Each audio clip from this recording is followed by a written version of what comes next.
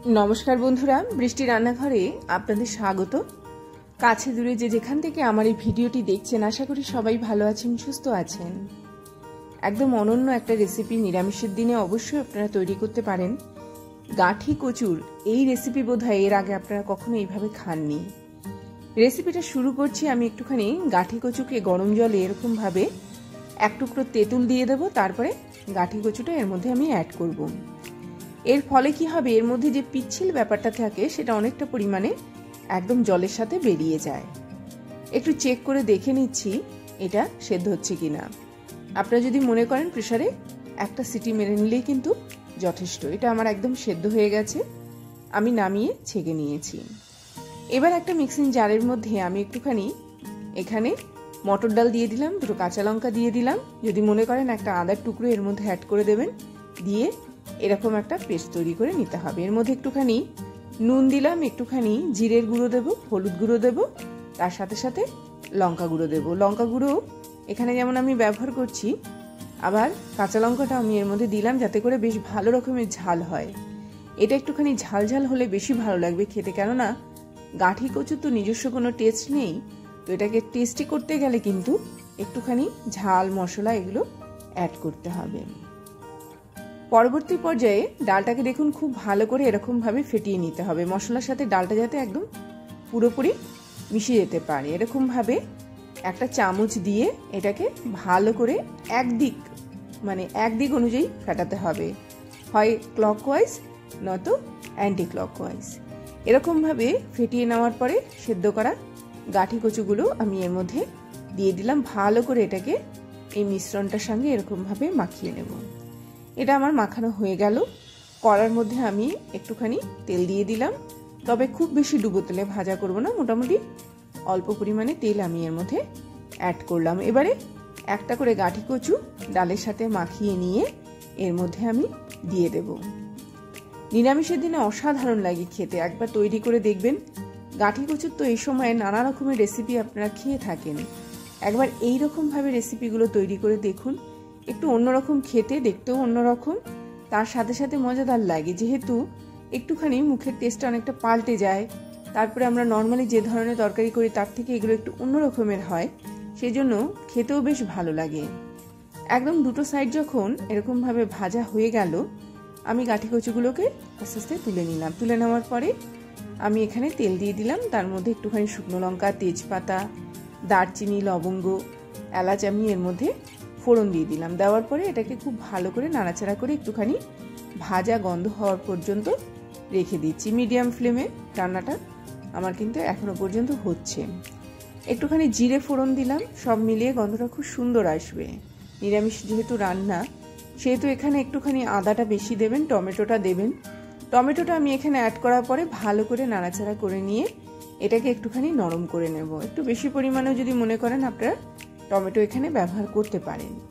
তো এরকমভাবে যখন একটু নাড়াচাড়া হয়ে গেল, আমি এর মধ্যে প্রথমে একটুখানি আদা অ্যাড করলাম।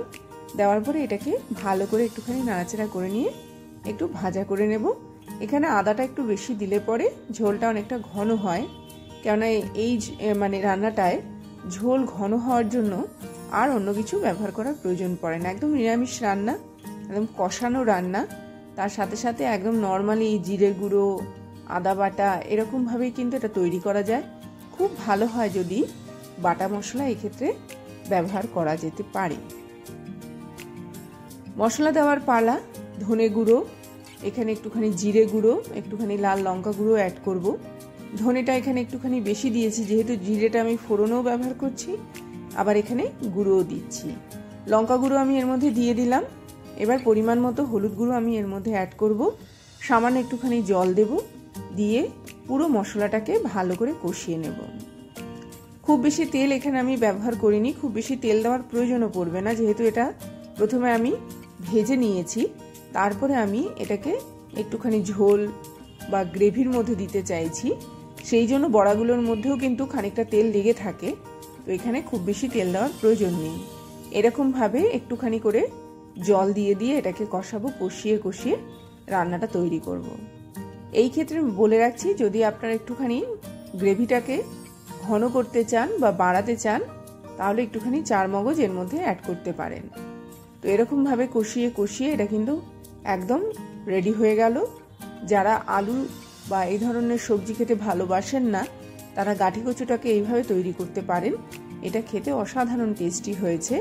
তাছাড়া হচ্ছে যাকেই খাইয়েছি সেই প্রশংসা করেছে, এত সুন্দর একটা রান্না, এত ইউনিক একটা রান্না, সেই জন্য আজকে আমি আপনাদেরকে করে দেখাচ্ছি। এইরকমভাবে কষিয়ে কষিয়ে যখন আমার গ্রেভিটা একদম ভাজা হয়ে গেল, আমি এখানে একটু বেশি পরিমাণে জল দিলাম। যেহেতু এখানে ডালের বড়াগুলো আমি অ্যাড করব, মানে এখানে যে গাঠি কচুটা ব্যবহার হয়েছে তার মধ্যে তো ডাল রয়েছে, সেজন্য জলটা একটু বেশি দিতে হবে, কেননা ডাল কিন্তু খুব তাড়াতাড়ি ঝোলটাকে একদম শুষে নেয়। এরকমভাবে ঝোলটা আমার একদম রেডি হয়ে গেল। ঝোলটাকে আমি একটুখানি ফুটতে দেব, তার মধ্যে কাঁচা লঙ্কা আমি এর মধ্যে অ্যাড করব। দেওয়ার পরে এটা একটুখানি যখন ফুটে উঠবে তার মধ্যে বড়াগুলো দিয়ে দিতে হবে।